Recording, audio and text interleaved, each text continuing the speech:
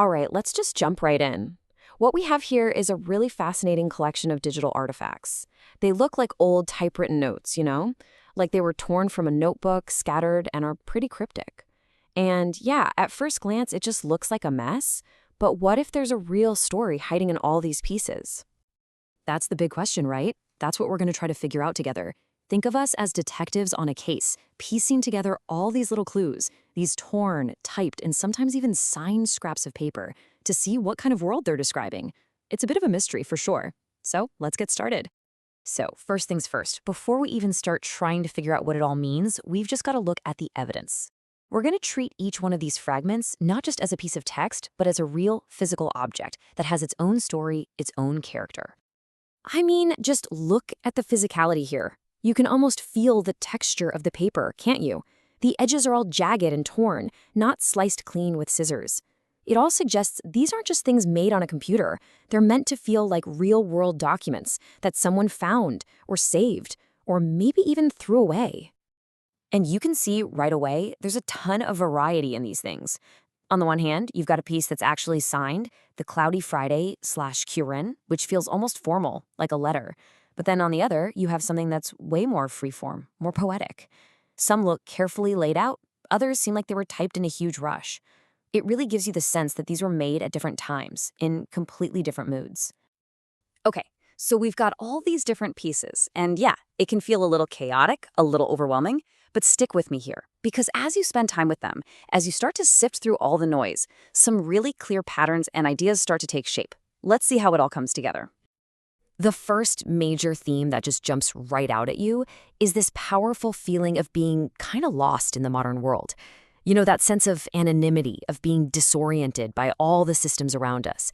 It's a feeling that's probably all too familiar in our age of endless scrolling and digital noise.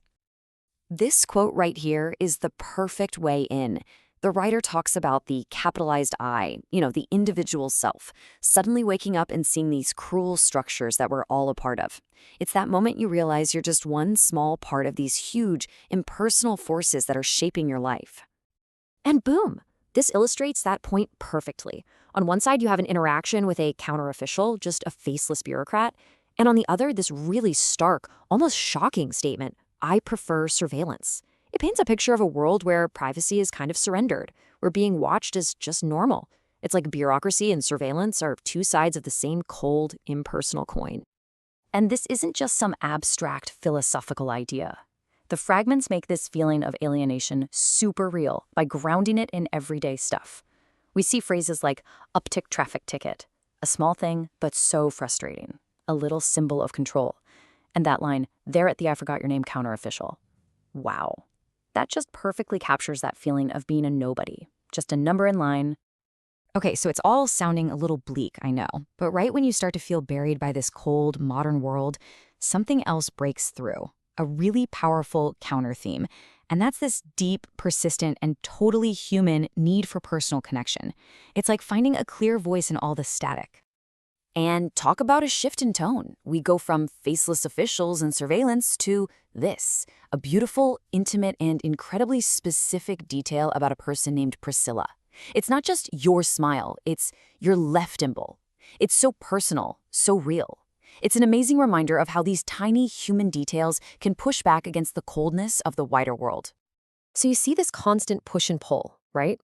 The whole collection seems to orbit around relationships. It explores the absolute joy of those shared moments, that desire to share at least this together. And then it hits you with the sharp, hollow pain of loneliness when someone is glaringly absent.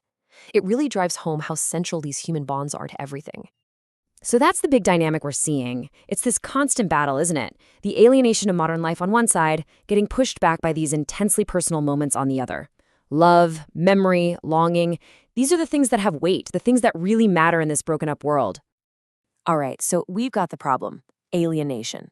And we've got the human response, connection. But now, this is where the collection itself takes a massive turn.